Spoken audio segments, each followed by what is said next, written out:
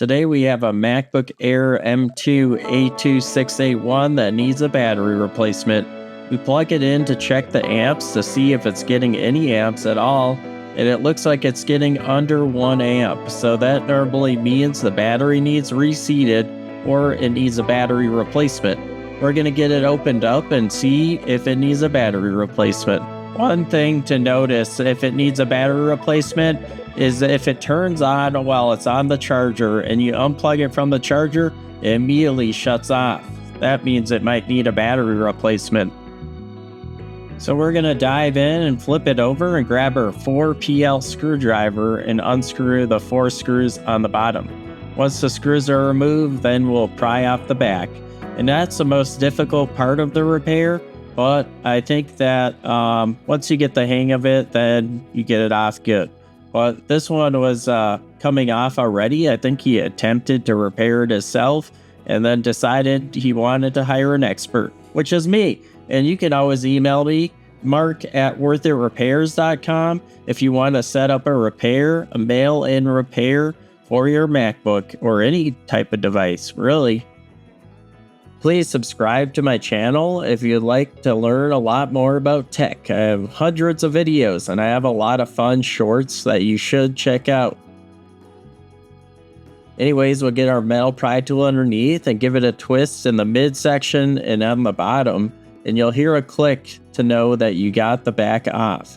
Once you get the back off, you slide it down towards you on the bottom, and then it will slide off just like so.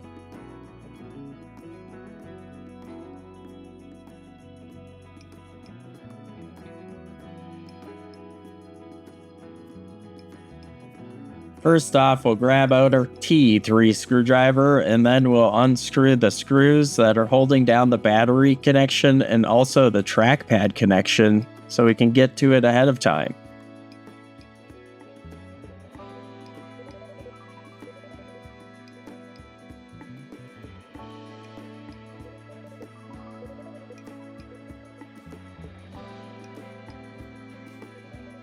Disconnect the battery with a plastic spudger on the flat end and then just flip it up just like so.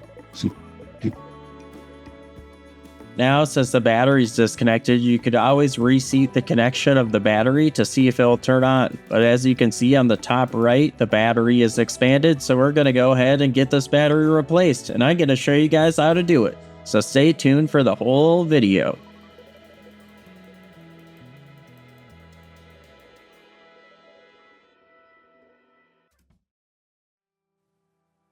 After you got the screws removed, then you can fold up the trackpad and pull it off, and then gently lift on it over top of the trackpad because you don't want to accidentally damage the trackpad flex when you're doing this repair, so you'll want to lift it away from the battery so it can completely remove the battery.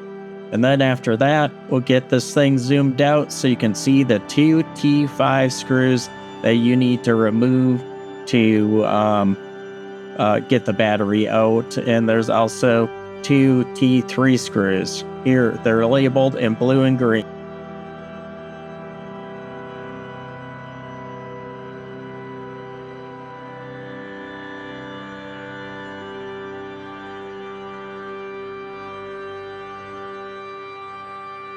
Once you have those screws removed, you'll want to grab some fine pointed tweezers and try not to pierce the battery. You could start a fire if you instantly pierce the battery, but lift up the piece of tape and then pull it out as flat as possible so then you don't have to pry out the battery. But if it does break and you have to pry out the battery, you'll want to use some alcohol and a big plastic pry tool to get the battery out without starting a fire. Anyways, I'll speed this part up because it's pretty tedious and takes a lot of time and patience. That's what repairs take. Just keep trying at it, and then you can get it down for good.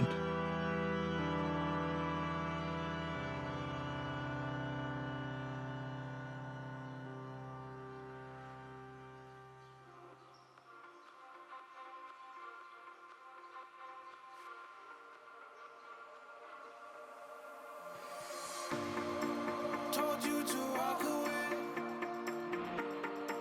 That was my first and last.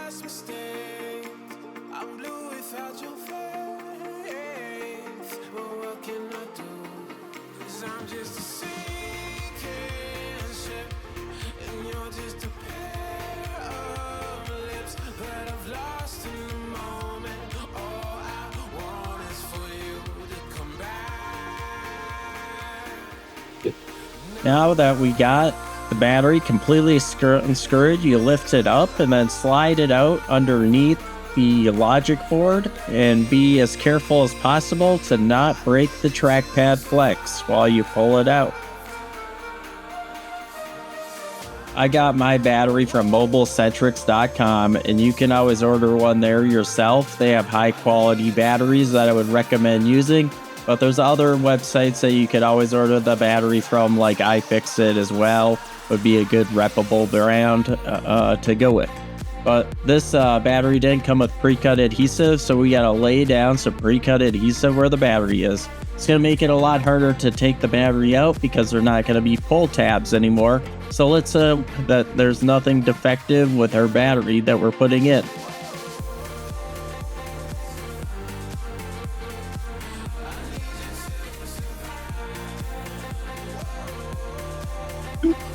Now it's time to grab out the battery. Before we lay it down completely flat to the adhesive, slide the flex cable underneath the logic board and then lay it down, and then hopefully it will connect on just perfect. But sometimes what I do is connect the battery on while I'm before I lay down the battery completely. But this time I just laid it down, so let's hope that it goes down completely on there so I don't have to shift the battery around at all.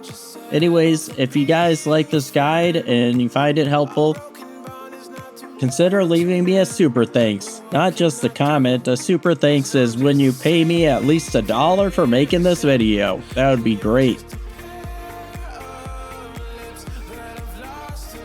Now it's time to connect on the battery. It was quite difficult because I didn't connect it on before laying down the battery completely flat, and I also screwed it together, but it connected. So that's all that mattered in the end. So I didn't have to shift the battery around at all, but it looks like it's gonna connect for us, and I'll just have to keep trying at it and keep trying and try not to break something while I'm at it, because you could instantly break the FPC connector while you put this together if you're too rough with it. So if it doesn't feel like it fits, don't force it down.